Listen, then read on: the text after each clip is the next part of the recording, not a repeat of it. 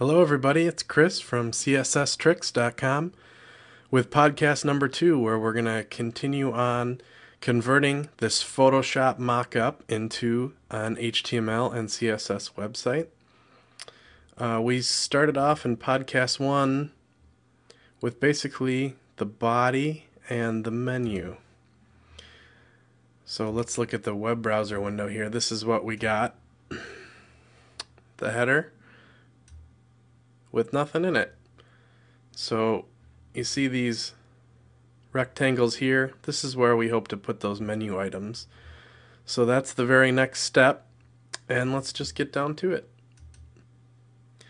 I always think the best place to start is the markup, so that you know that you're writing it semantically right from the get-go. So let's just do it that way. We have, you can see in the mock-up here, see if I can zoom into 100% so you can see it a little better. Press, history, project, team, contact. 5 items there. I know when I built this that each of these 5 rectangles are the same distance and width. So that's just good to remember for a little bit. So let's write the markup for that quick. Let's hide Photoshop. Remember this empty list element here? Well, we're going to need 5 of them for our 5 menu items. So we could just make 5. Then inside of that, we're going to need anchor links, because that's what menus are. They are links to other places on the page. Let's just have it link to nothing for now. So that's an empty anchor link inside a list element. So what was that first one? Project. We'll put the text project in there. And then we can kind of take this same template for the rest of them and fill in the rest of them. Let's see, it went project, team, contact, download, or something like that. We'll just pretend like that's right. History. Okay, so that's some nice looking markup. We'll go ahead and save that. Now if we go back to the website and reload it, it's not going to look right. They're not styled yet. So it's just going to throw that list of things over here. So let's go ahead and write the CSS for that and get them down here where we want them to be.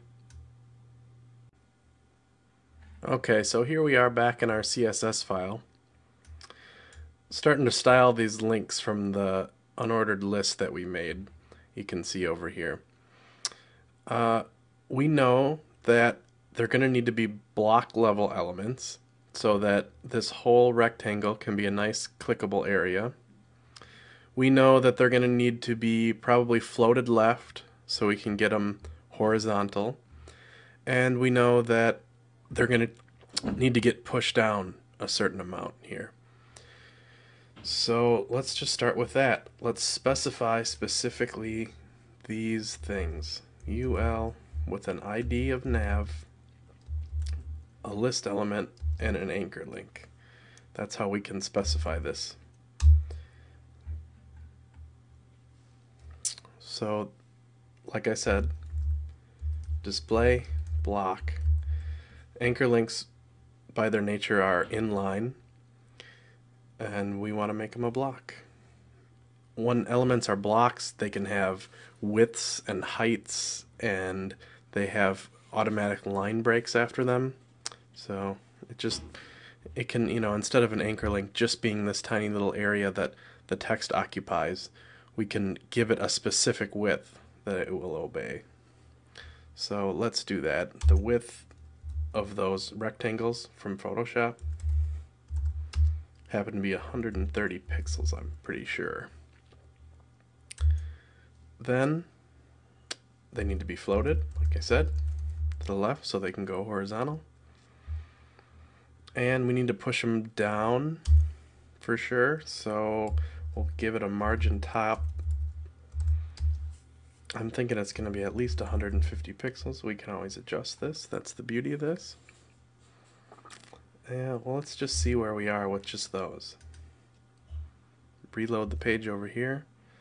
Okay, so we're getting there. We got them horizontal, and we got them pushed down a little bit. Looks like they're going to need to be down a little bit more. Let's try something like that. Check out.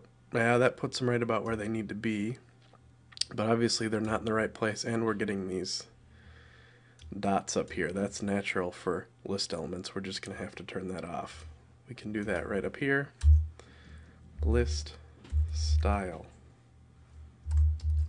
None. Check that out. That should get rid of those dots, no problem. Just to make them look a little nicer, let's make them white and give it a font weight. That's getting there. But they are not quite where they need to be, so let's get that figured out. So there's a couple different ways that we can take and push these menu items to the right and get them where they need to be. One of them would be to apply some left padding to the unordered list block element. Apply some padding left, and that would push everything inside of it to the right. The problem with doing it that way is that we have declared a static width for this. So most browsers will look at the padding you have applied in the width and then just make that element 800 and plus X pixels wide. But Internet Explorer will see that and it'll apply the padding, but it'll keep that element 800 pixels wide. It's just one of the quirks of IE in the box model, and it's just probably not a good way for us to do that, to have those discrepancies between browsers. The other way would be to just apply some left margin to it in the same way and kick it over that way. That would work fine, except for that we're using this. We already have some auto margin set up for left and right to keep it centered. So we're going to have to do something a little different. For one thing, this centering trick that I applied to this doesn't really need to be here. Really, we should be wrapping the whole page into centering, some kind of centering mechanism, instead of just giving it to the UL. Otherwise, we're going to have some main content. We're going to have to center that. We're going to have a footer. We'll have to center that. It's just easier to have a page wrap and center the page wrap and put everything in there. So let's do that. Okay, so let's build this page wrap. Fairly simple. We'll just use a div. We'll give it an ID of page wrap. We'll close the div right before the end of the body. We'll indent everything just to keep our code clean and making sense. And that's all we'll need there. Then we'll declare. We can be specific and even put div before it, just to be clean. Div with an ID of page wrap. And all we'll really need to do is give it a width. 800 pixels, I think we decided, and the old centering trick. So then we can take away that centering trick there, and since if you don't declare a width, it should just be as wide as it needs to be. We don't need to declare the width of that. Save it. Reload. Nothing changed. That's what we hope. But it should still retain its centeredness. You see how it still stays centered? That's a good thing. So that's the page wrap centering technique. Now let's get those list items moved over to the right.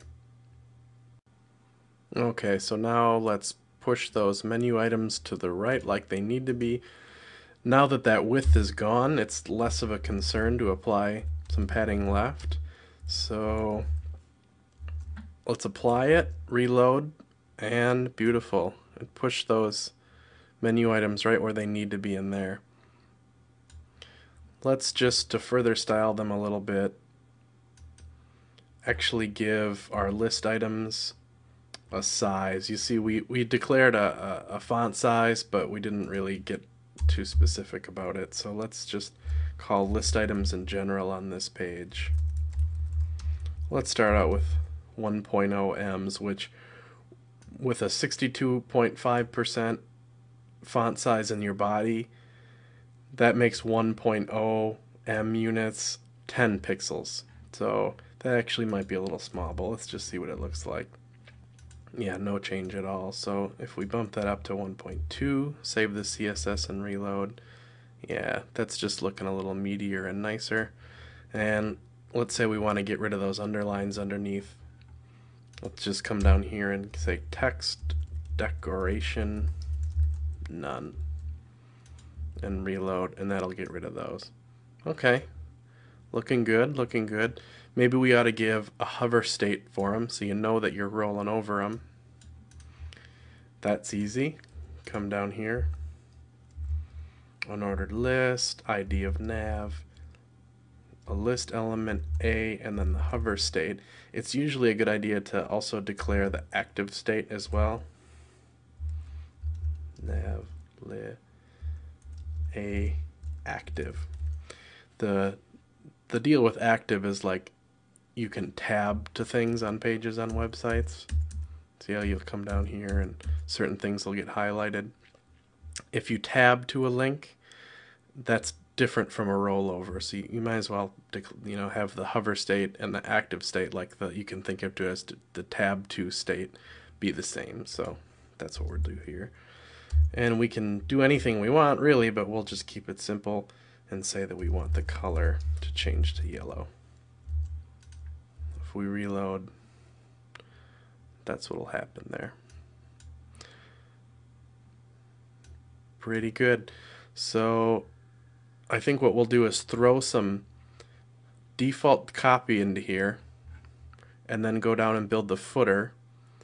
Then we'll spend podcast 3 dealing with the main content area. So let's get started throwing that content in there, and then we'll build.